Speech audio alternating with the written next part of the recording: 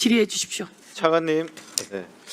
어제 권창용 2차 종합특검이 김건희 도이치모터스 주가 조작 사건 무마 관련해서 이창수 전 서울중앙지검장하고 지금 현직 검사 4명 기소한 거 보고 받으셨죠? 저 특검 상황은 보고받지는 못하고요. 언론 보도 등을 통해서 확인을 했습니다. 아, 언론 보도 정도만 확인했습니까? 네, 특검은 독립기관이어서 저희가 관여하지 못하고 있습니다. 관여할 수 없도록 네네, 하겠습니다. 알겠습니다.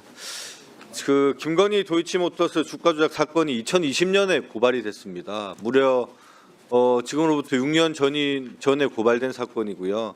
그런데 검찰 수사 과정에서 2024년 7월 4년이 지난 이후에 수사를 무마하고 미루다가 황제 조사라고 해서 김건희가 지정하는 그 대통령 경호처 부속 청사를 찾아가서 김건희에 대한 대면 조사를 실시했습니다. 이런 조사가 우리 검찰 역사상, 수사 역사상 없었던 경우죠. 그렇습니다. 노무현 대통령도 전직 대통령 신분 시절에 검찰에 직접 찾아가 조사를 받았습니다. 이 정도 부당한 특혜를 제공했더라면 당연히 이것은 검찰과 김건희, 윤석열 사이에 뭔가의 커넥션, 네트워크가 있구나라는 합리적인 의심을 모든 국민은 다 할 수 있습니다. 그런데 검찰 내부만 그런 자정작용이 없었던 것 같습니다. 당시 그런 조사를 통해서 내놨던 검찰의 혐의 없음 결정 내용입니다. PPT 한번 띄워보시겠습니다. 권오수를 믿고 계좌를 맡겼을 뿐 시세 조종은 몰랐다. 주식에 대한 지식과 경험이 부족했다. 다른 주범과 연락한 증거가 없다. 통정 매매 이외 거래도 구체적 증거 없다. 방조 적용도 불가능하다. 이게 바로 검찰의 그런 특혜 수사로 인해서 만들어낸 조작된 혐의 없음 처분입니다. 그런데 최근 옆에 있는 항소심, 김건희 주가 조작 사건의 항소심에서는 시세 조정 인식했다. 20억 원 자금 계좌 제공했다. 수익 40% 배분 약정했다. 통정 매매 있었다. 공모에서 공모 공동정범 인정된다. 전체가 포괄일제에 해당한다. 이렇게 판단했습니다.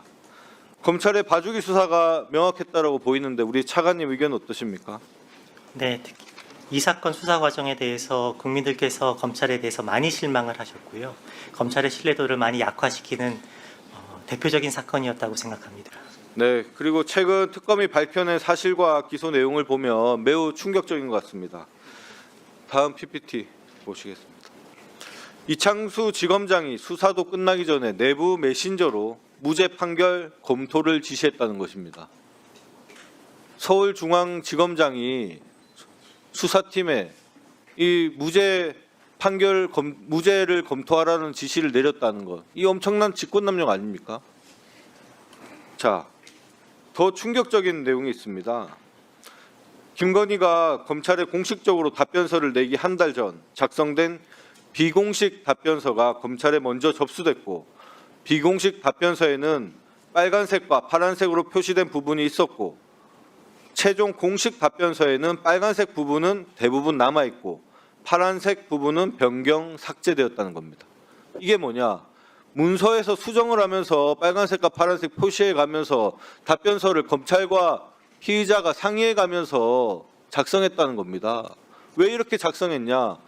지난번 1차 답변서를 냈더니 1차 답변서에서 김건희 측이 했던 답변이 수사 결과와 모순되고 다르고 유죄 판결을 받을 것 같으니까 미리 검찰이 피의자로부터 답변서 초안을 받아서 서로 상의해 가면서 답변서를 수정했다는 겁니다. 너무 충격적인 사건 아닙니까? 이게 검사로서 할 수 있는 일입니까? 말씀하신 내용이 사실이라면 저희가 수사 방식으로 사용할 수 없는 방식입니다. 이게 검사가 범죄를 밝히는 것이 아니라 범죄자의 변호인으로 활동한 것입니다. 이런 것들이 쌓이니까 지금 검찰 개혁에 대한 목소리가 이렇게 커지지 않겠습니까? 이 부분에 대해서 우리 차관님, 법무부를 대표해서 공식적으로 한번 사과의 말씀 해보시죠. 사과하실 의향 없습니까? 조금 전 말씀드렸다시피 이 사건 수사 과정에서 정말 많은 국민들께서 검찰에 대한 신뢰를 거두시고 많이 실망하셨던 사건이라고 생각합니다. 앞으로 이런 일이 반복되지 않도록 검찰 구성원들이 다 인식하고 있고요. 앞으로는 수사 권한이 없어서 이런 일이 발생하지 않겠습니다만 공소권을 행사함에 있어서도 반면 교사로 삼아야 될 사건이라고 생각합니다. 공소권을 행사하는 과정에서도 충분히 발생할 수 있는 사건이라고 보고 있고요. 공소권이 더 수사권보다 상하를 나눌 수는 없지만 더 위에서 최종 결정하는 권한이지 않습니까? 공소권을 행사하는 과정에서도 이런 일이 발생하지 않도록 부탁드리고요.